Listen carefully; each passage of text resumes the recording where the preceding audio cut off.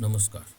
मी प्राध्यापक डॉक्टर संदीप निरकर, राज्यशास्त्र विभाग, प्रताप महाविद्यालय अंमळनेर.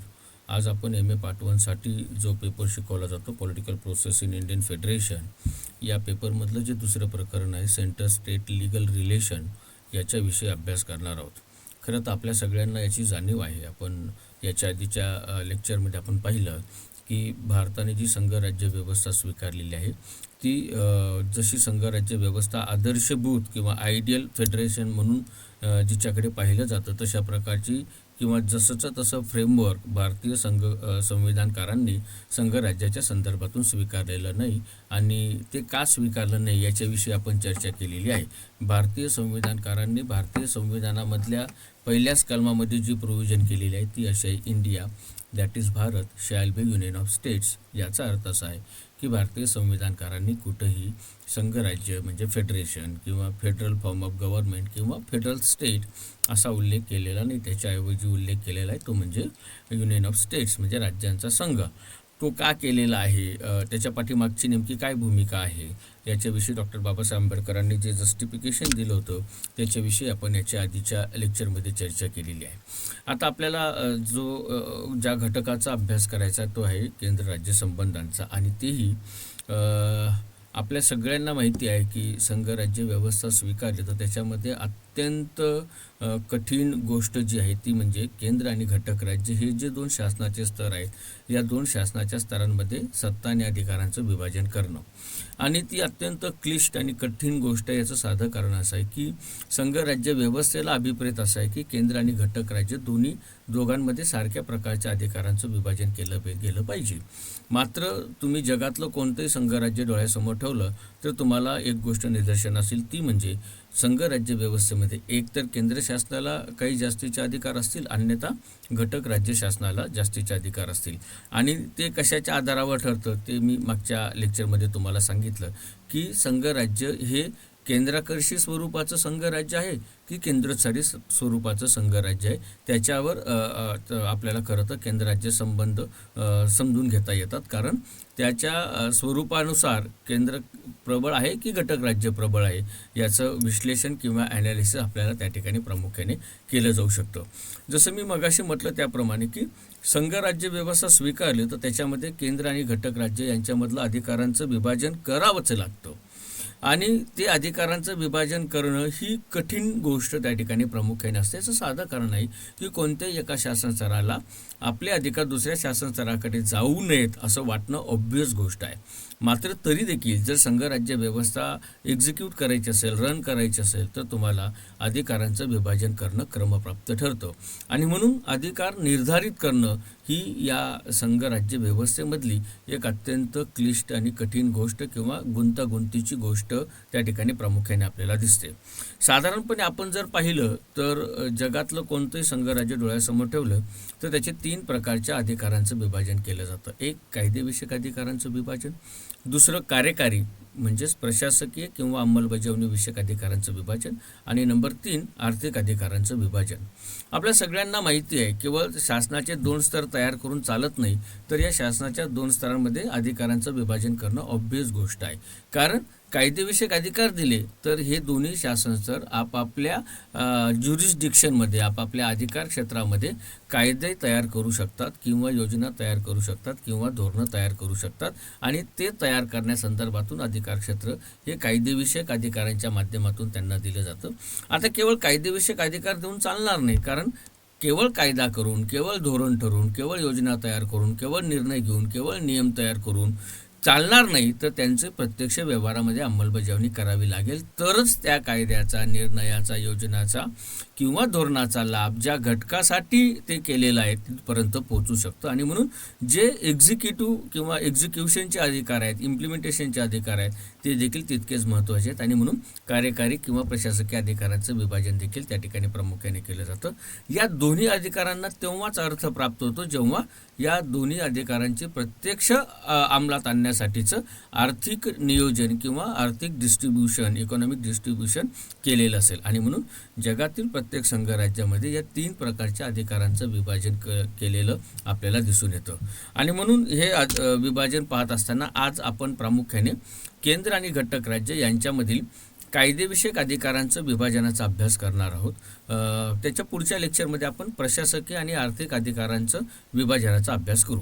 आता मूळ प्रश्न असा आहे की आम्ही जे संघराज्य व्यवस्था स्वीकारलेली आहे, या संघराज्य व्यवस्थेमध्ये जी वैशिष्ट्य आम्ही अभ्यासली त्या वैशिष्ट्यांच्या अनुषंगाने एक गोष्ट आमच्या लक्षात आलेली आहे की भारताने स्वीकारलेल्या संघराज्य व्यवस्थेमध्ये केंद्र शासन प्रबळ अशा प्रकारचं संघराज्य आपल्याला दिसतं. स्ट्रॉंग सेंटर ओरिएंटेड फेडरेशन म्हणून भारताच्या संघराज्याच्या संदर्भातून अशा प्रकारची भूमिका अनेक राज्यशास्त्राचे अभ्यासक घेताना आपल्याला दिसतात.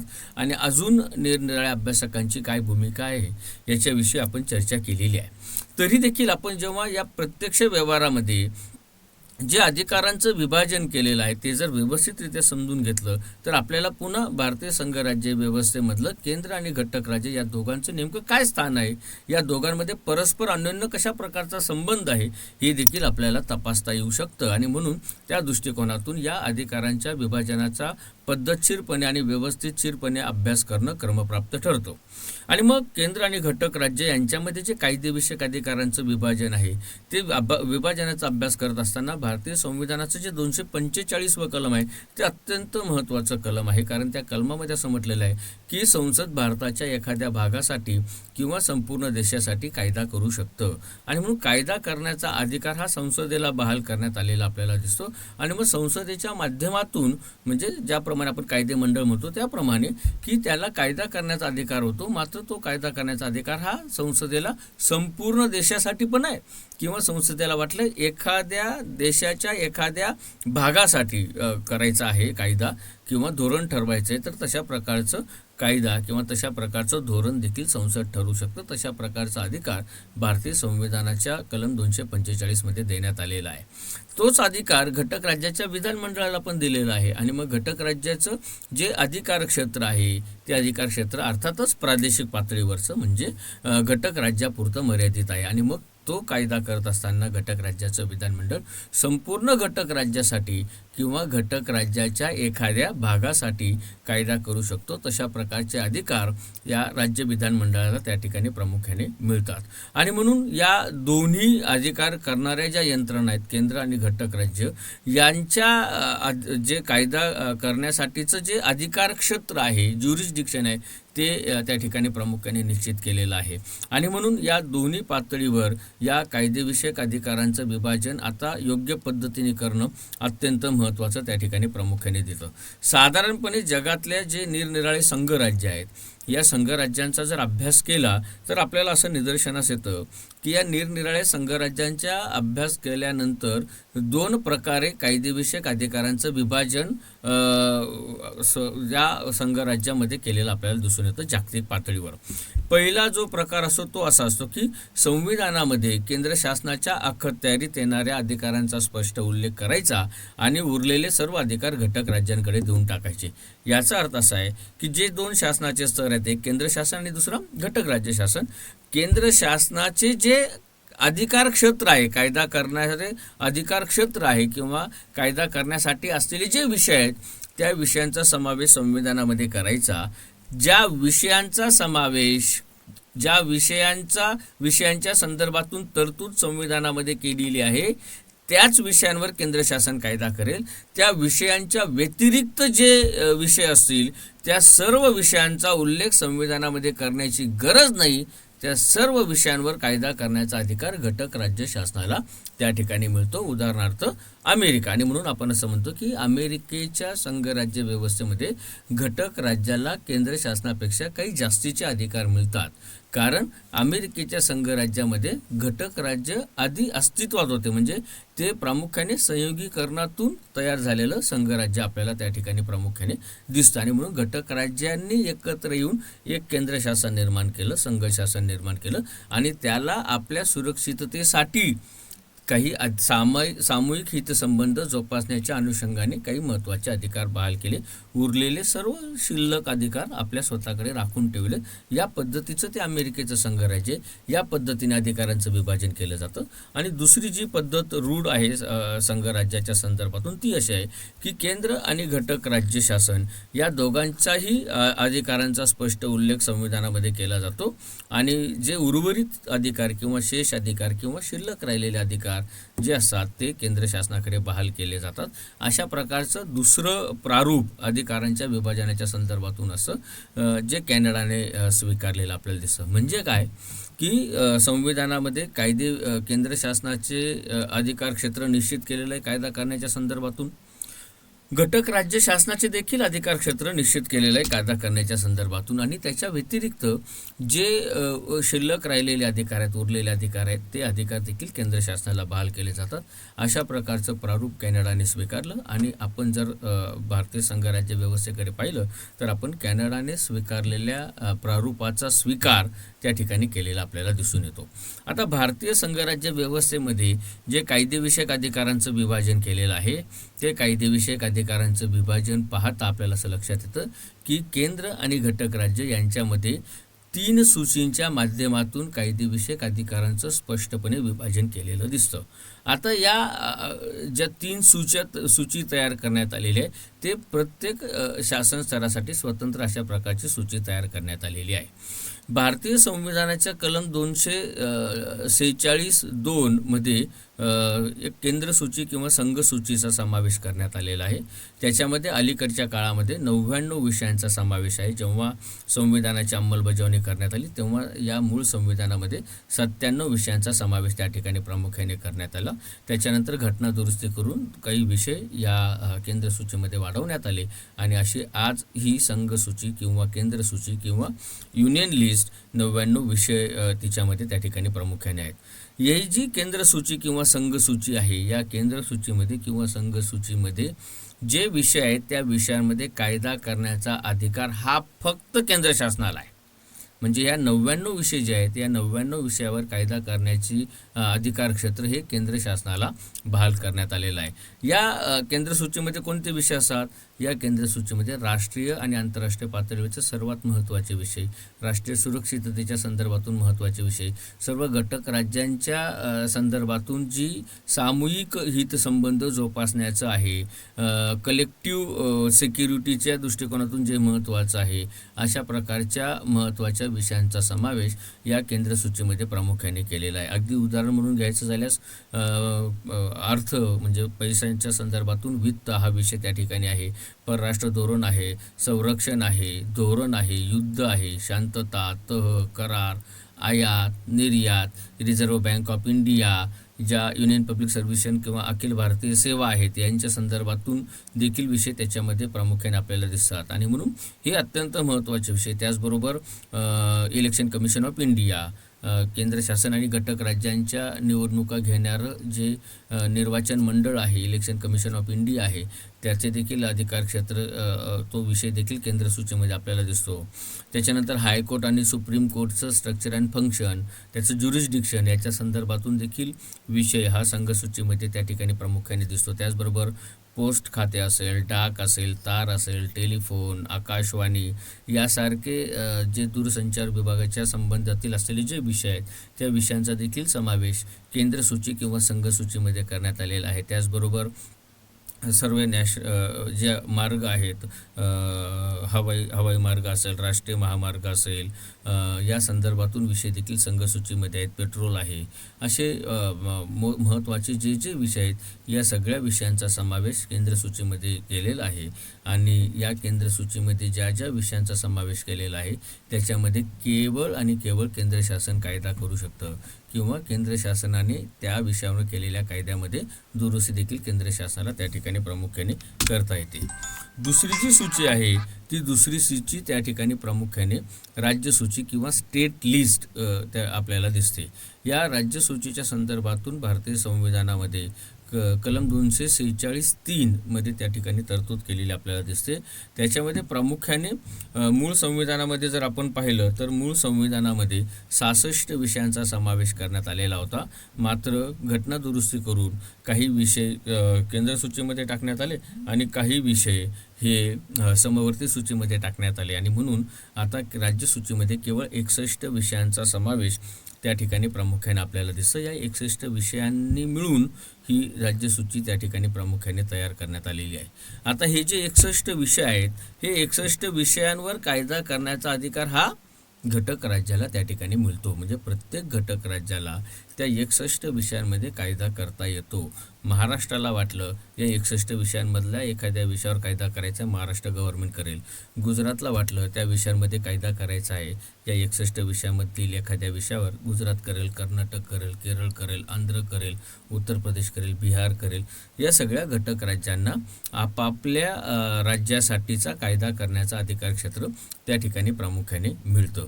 मग या राज्यसूचीमध्ये जे विषय आहेत हे विषय कशा प्रकारचे आहेत, तर राज्यसूचीमध्ये जे विषय आहेत हे विषय प्रामुख्याने प्रादेशिक दृष्टिकोनातून जे महत्त्वाचे विषय आहेत ते महत्त्वाच्या विषयांचा समावेश हा राज्यसूचीमध्ये त्या ठिकाणी प्रामुख्याने केलेला आहे.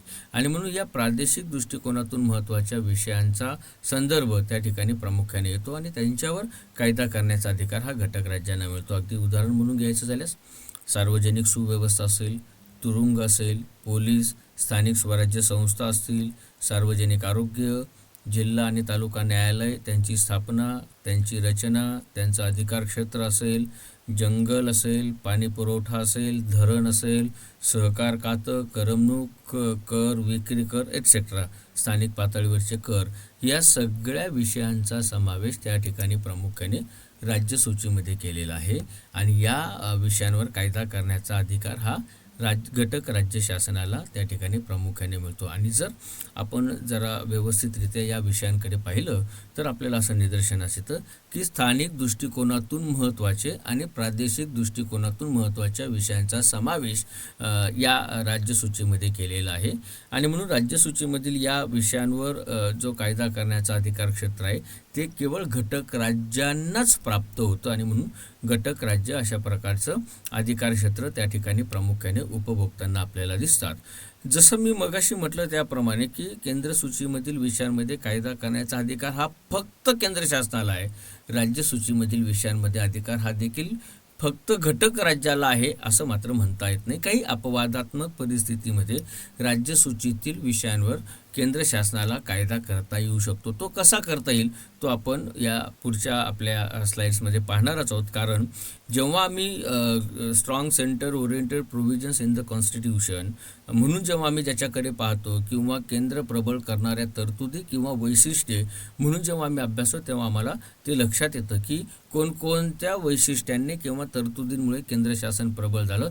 त्याच्यामध्ये राज्यसूचीतील विषयावर कायदा करण्याचा अधिकार ज्या तरतुदींमुळे केंद्र शासनाला मिळतो त्या तरतुदींचा देखील आपल्याला समावेश त्या ठिकाणी प्रामुख्याने करता येतो. आणि म्हणून जरी या 61 विषय जे आहेत राज्यसूचीमध्ये या विषयांवर घटक राज्यांना कायदा करण्याचा अधिकार मिळतो हे मात्र नक्की. त्याच्यानंतर जी तिसरी एक महत्त्वाची सूची करण्यात आली कनकरंट लिस्ट ज्याला आपण म्हणतो, समवर्ती सूची किंवा त्याला सामायिक सूची असं देखील म्हटलं जातं. भारतीय संविधानाच्या 246(2) मध्येच या सूचीच्या संदर्भातून उल्लेख केलेला आहे. खरं तर जेव्हा भारतीय संविधानाची अंमलबजावणी करण्यात आली तेव्हा या भारतीय संविधानाची अंमलबजावणी करत असताना या मूळ संविधानामध्ये केवळ 47 विषयांचा समावेश होता. मात्र आता ते विषयांची संख्या वाढून 52 करण्यात आली. तसं मी राज्यसूचीच्या संदर्भातून बोलताना सांगितलं की राज्यसूचीतील विषय कमी झाले. आता हे जे कमी झालेले विषय आहेत हे विषय कुठं गेले तर जी घटना दुरुस्ती करण्यात आली त्या घटना दुरुस्ती करून या राज्यसूचीतील विषय काही समवर्ती सूचीमध्ये त्या ठिकाणी प्रामुख्याने टाकण्यात आलेले आपल्याला दिसून येतात. आणि म्हणून या 47 विषय वाढून 52 विषय या समवर्ती सूचीमध्ये आहेत किंवा सामायिक सूचीमध्ये 52 विषयांचा समावेश आपल्याला दिसतो. आता मूळ प्रश्न असा आहे, ज्याप्रमाणे केंद्र सूचीतील विषयांमध्ये केंद्र शासन कायदा करतं राज्य सूचीतील विषयावर घटक राज्य कायदा करतं, तसं समवर्ती सूची किंवा सामायिक सूचीमधील जे विषय आहेत, म्हणजे जे 52 विषय आहेत, या विषयांवर कायदा करण्याचा अधिकार हा केंद्र सरकार आणि घटक राज्य सरकार या दोघांना प्राप्त होतो. आणि म्हणून हिला सामायिक सूची म्हणतात. म्हणजे दोन्ही शासन स्तरांना अशा प्रकारचा कायदा करण्याचा अधिकार हा त्या ठिकाणी प्रामुख्याने मिळतो. आता मूळ प्रश्न असा आहे की जर या समवर्ती सूचीतील विषयांवर कायदा करण्याचा अधिकार दोघांना आहे आणि समजा या दोघांनी सामायिक सूचीतील एखाद्या विषयावर कायदा केला आणि दोघांनी केलेला कायदा जर विसंगत असेल, त्याच्यामध्ये विरोधाभास असेल, तर त्या कोणत्या कायद्याची अंमलबजावणी करावी हा मोठा प्रश्न निर्माण होऊ शकतो. तेव्हा या सूचीच्या संदर्भातून ज्या प्रोव्हिजन्स केल्या त्याच्यामध्येच त्याचं उत्तर आपल्याला असं सापडतं की जेव्हा समवर्ती किंवा सामायिक सूचीतील एखाद्या विषयावर केंद्र शासन आणि घटक राज्य शासन हे दोन्ही कायदा करतं आणि दोघांनी केलेल्या कायद्यामध्ये जर विरोधाभास असेल किंवा विसंगती असेल तर केंद्र शासनाचा कायदा हा ग्राह्य धरला जातो आणि घटक राज्य शासनाचा कायदा हा रद्दबातल ठरतो. याचा अर्थ असा आहे की सामायिक किंवा समवर्ती सूचीतील विषयावर कायदा करण्याचा अधिकार जरी दोन्ही शासन स्तरांना असला तरी जास्तीचं अधिकार क्षेत्र मात्र केंद्र शासनाला आहे. कारण एकाच विषयावर दोघांना कायदा करता येत नाही. समजा करायचं ठरवलं तरी तो परस्पर विसंगत करता येत नाही. त्याच्यामध्ये विरोधाभास असता कामा नये. जर विसंगत असला, त्याच्यामध्ये विरोधाभास असला तर केंद्राचा कायदा ग्राह्य धरला जातो आणि घटक राज्य शासनाचा कायदा हा रद्दबातल करावा लागतो आणि आपसुकपणे केंद्र शासनाचे अधिकार त्या ठिकाणी प्रामुख्याने वाढलेले आपल्याला दिसून येतात. याच्यावरून दुसरी एक गोष्ट आपल्याला असं लक्षात येतं की समवर्ती सूचीतील एखाद्या विषयावर घटक राज्याला तोपर्यंतच कायदा करता येतो जोपर्यंत केंद्र शासन त्या विषयावर कायदा करत नाही. याचं साधं कारण असं आहे, जसं मी मगाशी म्हटलं त्याप्रमाणे, की एक तर केंद्र शासन आणि घटक राज्य शासन दोघांना अधिकार आणि एकाच विषयावर समजा दोघांनी केला, विसंगत असला, विरोधाभास असला तर केंद्राचा कायदा ग्राह्य धरला जाईल. मग जर समजा समवर्ती सूचीतील एखाद्या विषयावर केंद्र शासनाने कायदा केला तर त्या विषयावर घटक राज्याला कायदा करायचा अधिकारच राहत नाही. याचं साधं कारण असं की एक तर त्याला विसंगत कायदा करता येणार नाही, है ना. कारण विसंगत कायदा केला तर आपोआपच घटक राज्याचा कायदा रद्दबातल ठरेल.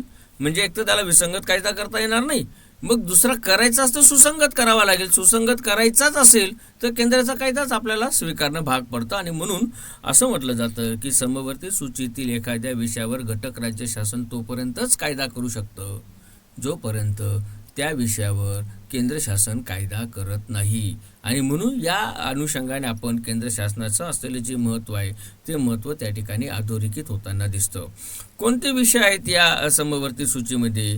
या 52 विषयांमधील काही महत्त्वाचे विषय आहेत. उदाहरणार्थ विवाह, घटस्फोट, दत्तक, मृत्यूपत्रे, वीज, भेसळ, मजूर, कामगार युनियन, मजुरांच्या समस्या, रोजगार, बेकारी, वृत्तपत्रे एटसेट्रा यासारख्या विषयांचा समावेश समवर्ती सूचीमध्ये केला जातो आणि त्याच्यामध्ये कायदा करण्याचा अधिकार हा केंद्र शासन आणि घटक राज्य शासन या दोघांना त्या ठिकाणी प्रामुख्याने मिळतो.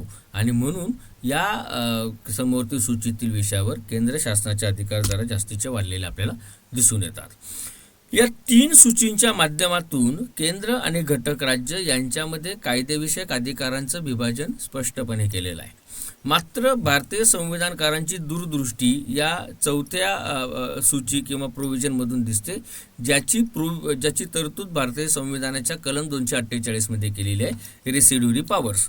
रेसिड्युरी पॉवर्स म्हणजे उर्वरित अधिकार, त्याला आपण शेष अधिकार असं म्हणतो. उर्वरित अधिकार किंवा शेष अधिकार म्हणजे काय? त्याचं पहिली एक साधी व्याख्या अशी केली जाते, परिभाषा अशी केली जाते की ज्या विषयांचा समावेश केंद्र सूची, राज्य सूची आणि समवर्ती सूचीमध्ये केला जात नाही किंवा केलेला नसेल त्या विषयांचा समावेश उर्वरित अधिकार किंवा शेष अधिकारांमध्ये केला जातो. आणि भारतीय संविधानाच्या 248व्या कलमाच्या अनुषंगाने उर्वरित अधिकार किंवा शेष अधिकारांमध्ये ज्या विषयांचा समावेश केलेला आहे त्यांच्यामध्ये कायदा करण्याचा अधिकार हा केंद्र शासनाला मिळतो. म्हणजे काय? पुन्हा एक गोष्ट लक्षात घ्या की संविधानकारांची दूरदृष्टी काय होती की आपण ज्या विषयांचा अभ्यास केलेला आपल्याला माहिती आहे ते विषय आपल्याला दिसतात की या विषयांच्या संदर्भातून केंद्र सूची, राज्य सूची आणि समवर्ती सूचीमध्ये त्यांचा समावेश केलेला आहे. पण असं सहज शक्य आहे की काही विषय आपल्याकडून राहून जाऊ शकतात. मग त्या राहून गेलेल्या विषयांच्या संदर्भातून संभ्रम निर्माण होईल, प्रश्न निर्माण होईल. मग अशा परिस्थितीमध्ये केंद्र आणि राज्य यांच्यामध्ये पेच प्रसंग निर्माण होण्याची शक्यता आहे. तो टाळायचा असेल तर त्यांनी रेसिड्युरी पॉवर्स किंवा उर्वरित अधिकाऱ्यांची सूची तयार केली ज्याच्यामध्ये अशा प्रकारच्या विषयांचा समावेश करण्यात येईल. आणि पुन्हा त्याला अजून एक दुसरं महत्त्वाचं कारण आहे, ते म्हणजे की त्यांनी जे विषय लिहिलेत किंवा विषयांचा समावेश या 3 सूचींमध्ये केला तेव्हा त्यांनी त्या काळातल्या प्राप्त परिस्थितीच्या अनुषंगाने केला. आणि म्हणून अशी सहज शक्य आहे की बदलत्या सामाजिक, राजकीय, आर्थिक परिस्थितीनुसार किंवा घडामोडीनुसार काही विषय नव्याने उदयास येतील. आणि मग हे जे नव्याने उदयास येणारे विषय आहेत यांच्यावर कायदा कोणी करायचा हा संभ्रम निर्माण होईल, हा पेच प्रसंग निर्माण होईल. तो पेच प्रसंग निर्माण होता कामा नये म्हणून उर्वरित अधिकाराची तरतूद केलेली आहे.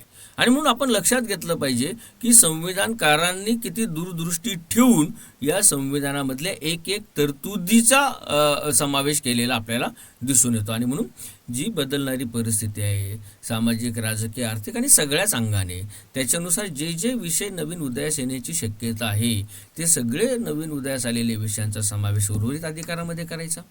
आणि या उर्वरित अधिकारांमध्ये जे विषयांचा समावेश केला आहे त्याच्यामध्ये कायदा करण्याचा अधिकार हा केंद्र शासनाला 248व्या कलमाच्या अनुषंगाने दिलेला आपल्याला दिसून येतो. आणि म्हणून केंद्र शासनाचे अधिकार पुन्हा या 248व्या कलमामधील असलेली जी उर्वरित अधिकाराची प्रोव्हिजन आहे किंवा जी शेष अधिकाराची तरतूद आहे त्याच्यामुळे वाढलेले आपल्याला दिसतात. याच्यावरून आपल्याला एक गोष्ट लक्षात आली की केंद्र आणि घटक राज्य यांच्यामध्ये कायदेविषयक अधिकारांचं विभाजन या 4 सूचींच्या माध्यमातून केलेलं आहे. एक केंद्र सूचीतील विषयांमध्ये कायदा करण्याचा अधिकार हा केंद्र शासनाला आहे. नंबर 2 राज्य सूचीमध्ये जे विषय त्यांच्यामध्ये कायदा करण्याचा अधिकार हा घटक राज्याला आहे. नंबर 3 समवर्ती किंवा सामायिक सूची, त्याच्यामध्ये कायदा करण्याचा अधिकार हा केंद्र शासन आणि घटक राज्य शासन या दोघांना आहे. नंबर 4 उर्वरित अधिकार किंवा शेष अधिकार ज्यांच्यामध्ये कायदा करण्याचा अधिकार हा केंद्र शासनाला आहे. आता या कायदेविषयक अधिकारांचं विभाजन केल्यानंतर आपल्याला पुन्हा भारताच्या संघराज्यामध्ये स्ट्रॉंग सेंटर ओरिएंटेड कोणत्या प्रोव्हिजन्स आहेत in terms of distribution of legal authorities. म्हणजे भारताच्या संघराज्यामध्ये कायदेविषयक अधिकारांच्या विभाजनातून केंद्र शासन प्रबळ करणाऱ्या कोणकोणत्या गोष्टी किंवा तरतुदी आहेत त्यांचा अभ्यास आपल्याला प्रामुख्याने करावा लागेल. त्याच्यातली पहिली गोष्ट एक आपल्याला जी सहज दिसते ती म्हणजे की केंद्र सूचीमध्ये विषयांची संख्या आहे 99 आणि राज्य सूचीमधील विषयांची संख्या आहे 62, समवर्ती सूचीमधील विषयांची संख्या आहे 52. एकूण संख्या म्हणून जरी पाहिली तरी आपल्याला एक गोष्ट लक्षात येते की राज्य सूची आणि समवर्ती सूची यांच्यापेक्षा केंद्र सूचीमधील विषयांची संख्या सर्वाधिक आहे. म्हणजे संख्यात्मक दृष्टिकोनातून मुळात केंद्र सूची ही राज्य सूची आणि समवर्ती सूचीच्यापेक्षा मोठी आहे. नंबर 1. नंबर 2 अगदी विषयांच्या संदर्भातून तुलना केली तरी एक गोष्ट आपल्याला लक्षात येते की जे अत्यंत महत्त्वाचे विषय आहेत ते सगळे महत्त्वाचे विषय केंद्र सूचीमध्ये आहेत. म्हणजे संरक्षण, परराष्ट्र, अर्थ यासारखे जे विषय आहेत हे विषय दळणवळण असेल, आयात निर्यात असेल, परराष्ट्र धोरण असेल, आंतरराष्ट्रीय संबंध असेल, रिझर्व्ह बँक ऑफ इंडिया असेल, यासारखे सुप्रीम कोर्ट, हायकोर्ट, निर्वाचन मंडळ हे सगळे महत्त्वाचे जे विषय आहेत हे सगळे महत्त्वाचे विषय केंद्र सूचीमध्ये आहेत आणि त्या विषयांमध्ये कायदा करण्याचा अधिकार हा फक्त आणि फक्त केंद्र शासनाला आहे. याचा अर्थ केंद्र सूची ही केवळ संख्यात्मकच नाही तर गुणात्मक दृष्टिकोनातून देखील अत्यंत महत्त्वाची, अत्यंत व्यापक अशा प्रकारची सूची त्या ठिकाणी प्रामुख्याने आपल्याला दिसते. नंबर 1. नंबर 2 समवर्ती सूचीच्या संदर्भातून जर आपण पाहिलं तर काय लक्षात आलं आपल्या, तर समवर्ती सूचीतील विषयावर कायदा करण्याचा अधिकार हा केंद्र शासन आणि घटक राज्य शासन या दोघांना आहे. बरोबर. आता केंद्र शासन आणि घटक राज्य शासन या दोघांना असला तरी पुढे काय आहे, समजा समवर्ती सूचीतील एकाच विषयावर दोघांनी कायदा केला आणि दोघांनी केलेल्या कायद्यामध्ये विसंगती किंवा विरोधाभास किंवा तफावत असेल तर केंद्राचा कायदा ग्राह्य धरला जातो, घटक राज्याचा कायदा हा रद्दबातल ठरतो. याचा अर्थ समवर्ती सूचीतील विषयावर कायदा करण्याच्या संदर्भातून देखील अधिकार हा घटक राज्यापेक्षा केंद्र शासनाला अधिक आहे. त्याच्यातीलच एक प्रोव्हिजन, जशी मी मगाशी त्याचं आपण अन्वयार्थ असा लावला की समवर्ती सूचीतील एखाद्या विषयावर घटक राज्याला तोपर्यंतच कायदा करता येतो जोपर्यंत केंद्र शासन कायदा करत नाही. कारण एकदा का केंद्र शासनाने कायदा केला तर त्याच्याशी विसंगत कायदा घटक राज्याला करताच येत नाही. आणि म्हणून सुसंगत कायदा करण्याचं काय कारण? फक्त त्याच्यामध्ये एक गोष्ट ॲड करता येऊ शकते घटक राज्यांना, ती पण राष्ट्रपतींची परवानगी घेऊन की समवर्ती सूचीतील एखाद्या विषयावर केंद्र शासनाने कायदा केलेला असेल आणि त्या केलेल्या कायद्यामध्ये जर काही राहून गेलं असेल आणि जर ती ॲडिशन करायची असेल, जी ॲडिशन केंद्र शासनाने केलेल्या कायद्याशी विसंगत जाणारी नसेल तर तशा प्रकारचा कायदा किंवा दुरुस्ती किंवा ॲडिशन घटक राज्याला त्या ठिकाणी प्रामुख्याने करता येते. नंबर 3, उर्वरित अधिकारांची तरतूद. ज्या भारतीय संविधानाचे 248 कलम आहे ते अत्यंत महत्त्वाचं कलम आहे. कारण या उर्वरित अधिकार किंवा जे शेष अधिकार आहेत हे उर्वरित अधिकार आणि या शेष अधिकारांमध्ये कायदा करण्याचा अधिकार हा केंद्र शासनाला आहे. म्हणजे जे बदलत्या सामाजिक, राजकीय, आर्थिक घडामोडीनुसार, परिस्थितीनुसार नवीन विषय उदयास येतील या सर्व विषयांवर देखील कायदा करण्याचा अधिकार हा त्या ठिकाणी प्रामुख्याने केंद्र शासनालाच मिळतो. आणि त्याचबरोबर जी 249व्या कलमामध्ये प्रोव्हिजन आहे त्या 249व्या कलमामधल्या प्रोव्हिजनच्या अनुषंगाने ती अत्यंत महत्त्वाची आहे की राष्ट्रहिताच्या दृष्टीने एखादा महत्त्वाचा विषय जर राज्यसूचीतील विषयाला स्पर्श करत असेल तर त्यामध्ये केंद्राला कायदा करता येतो. म्हणजे 249व्या कलमाच्या अनुषंगाने जे नॅशनल इंटरेस्ट म्हणजे राष्ट्रहित जोपासायचं असेल आणि राष्ट्रहित जोपासणं हे केंद्राचं प्राथमिक काम आहे आणि मग जर ते राष्ट्रहित जोपासायचं असेल तर राष्ट्रहित जोपासत असताना जर एखादा महत्त्वाचा विषय राज्यसूचीतील विषयाला स्पर्श करत असेल तर त्या विषयावर कायदा करण्याचा अधिकार हा केंद्र शासनाला मिळतो. तशा प्रकारचं अधिकार क्षेत्र भारतीय संविधानाच्या 249व्या कलमाने दिलेलं आहे. याचा अर्थ असा की 249व कलम हे प्रामुख्याने केंद्र शासनाचे अधिकार वाढवणार आहे. जे विषय राज्यसूचीतील आहे ज्याच्यावर कायदा करण्याचा अधिकार केवळ घटक राज्याला असला पाहिजे होता त्या विषयांवर देखील राष्ट्रीय हिताच्या नावाने केंद्र शासन त्या ठिकाणी प्रामुख्याने कायदा करू शकतं. त्याची पुढची प्रोव्हिजन जी 250व्या कलमामध्ये आपल्या सगळ्यांना जाणीव आहे, आपल्या सगळ्यांना माहिती आहे की या भारताने जी संघराज्य व्यवस्था स्वीकारलेली आहे या भारतीय संघराज्य व्यवस्थेचं एकात्म शासन व्यवस्थेमध्ये जे रूपांतर होतं ते केवळ एकाच प्रोव्हिजनमध्ये होतं, एकाच तरतुदीनुसार होतं, ते म्हणजे आणीबाणीच्या काळात. आणि जेव्हा आणीबाणी घोषित केली जाते तेव्हा त्या घटक राज्यामधलं विधानमंडळ बरखास्त होतं आणि जर विधानमंडळ बरखास्त झालं तर कायदा करणारी यंत्रणा सरकारच बरखास्त होईल. कारण सरकार कुठून येतं? राज्य विधानमंडळातून.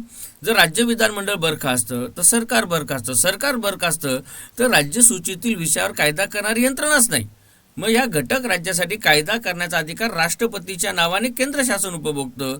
तशा प्रकारच्या राज्यसूचीतील विषयावर कायदा करण्याचा अधिकार हा जो केंद्र शासनाला प्राप्त होतो तो प्राप्त होण्याचं अधिकार क्षेत्र 250व्या कलमामध्ये दिलेलं आहे. म्हणजे 250व्या कलमामधल्या तरतुदीच्या अनुषंगाने केंद्र शासन आणीबाणीच्या काळामध्ये त्या संबंधित घटक राज्यासाठी ज्या घटक राज्यावर आणीबाणी लागू केलेली आहे त्या घटक राज्यासाठी म्हणजे कलम 356चा वापर केलेला आहे त्या घटक राज्यासाठी किंवा 352च्या अनुषंगाने राष्ट्रीय आणीबाणी घोषित केलेली असेल तर सर्व घटक राज्यांसाठी 250व्या कलमाच्या अनुषंगाने कायदा करण्याचं अधिकार क्षेत्र केंद्र शासनाला त्या ठिकाणी मिळतं. आणि म्हणून कलम 250 हे देखील केंद्र शासनाचं अधिकार वाढवणारं कलम म्हणून त्या ठिकाणी प्रामुख्याने आपल्याला दिसतं.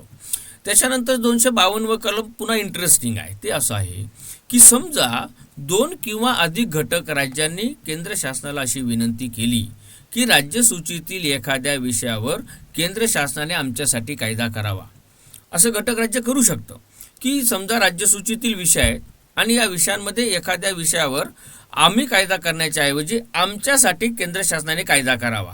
केंद्र शासनामध्ये अनुभवी लोकांची संख्या अधिक आहे, त्यांच्याकडे मॅन पॉवर जास्त आहे आणि सगळ्याच गोष्टी जास्तीच्या घटक राज्यांपेक्षा असल्या कारणामुळे त्यांनी आमच्यासाठी कायदा करावा अशा प्रकारची जर मागणी 2 किंवा अधिक घटक राज्यांनी केली तर केंद्र शासन 252व्या कलमाचा आधार घेऊन राज्यसूचीतील विषयावर कायदा करू शकतं. अट मात्र एक आहे, ज्या घटक राज्यांनी अशा प्रकारची मागणी केलेली आहे त्या घटक राज्यांनाच तो संबंधित कायदा लागू होईल, इतर घटक राज्यांना लागू होणार नाही. समजा 2 किंवा अधिक घटक राज्यांनी केंद्र शासनाकडे राज्यसूचीतील एखाद्या विषयावर कायदा करण्याची मागणी केली, केंद्र शासनाने तो कायदा केला, तो कायदा त्या संबंधित घटक राज्यांना लागू होईल. आणि समजा एखाद्या घटक राज्याला असं वाटलं की राज्यसूचीतील या विषयावर केंद्र शासनाने जे या घटक राज्यांसाठी कायदा केलेला आहे तो चांगला आहे, आदर्शवत आहे, तो आपल्यालाही लागू करायचा आहे, तर तशा प्रकारची विनंती संबंधित घटक राज्य करेल आणि केंद्र शासनाला केल्यानंतर केंद्र शासन तशा प्रकारच्या कायद्याची त्या घटक राज्याला देखील अंमलबजावणी करू शकतं. पण घटक राज्याच्या संमतीशिवाय केंद्र शासन अशा प्रकारचा कायदा करू शकत नाही. 253व्या कलमामध्ये जी प्रोव्हिजन आहे ती पुन्हा इंटरेस्टिंग आहे. ती अशी आहे की परराष्ट्र धोरण आणि आंतरराष्ट्रीय संबंध हे 2 विषय केंद्र सूचीमध्ये आहेत आणि केंद्र सूचीमध्ये विषय असल्या कारणामुळे कायदा करण्याचा अधिकार हा केंद्र शासनाला ऑब्व्हियस मिळतो. मग परराष्ट्र धोरण आणि आंतरराष्ट्रीय संबंध प्रस्थापित करत असताना समजा राज्यसूचीतील एखाद्या विषयावर स्पर्श झाला, म्हणजे समजा भारत आणि अमेरिका यांच्यामध्ये परराष्ट्र धोरण ठरवलं जात आहे, भारत आणि इतर कोणत्याही देशासंबंध परराष्ट्र संबंध प्रस्थापित केला जात आहे. जेव्हा परराष्ट्र धोरण ठरवायचं आहे, परराष्ट्र संबंध प्रस्थापित करायचा आहे, आंतरराष्ट्रीय करार करायचा आहे, तेव्हा अशा प्रकारचं धोरण ठरवताना, संबंध प्रस्थापित करत असताना किंवा करार करत असताना राज्यसूचीतील विषय जर त्याच्यासोबत आला, त्याला स्पर्श केलं, तर त्या संबंधित विषयावर देखील कायदा करण्याचा अधिकार हा केंद्र शासनाला मिळतो.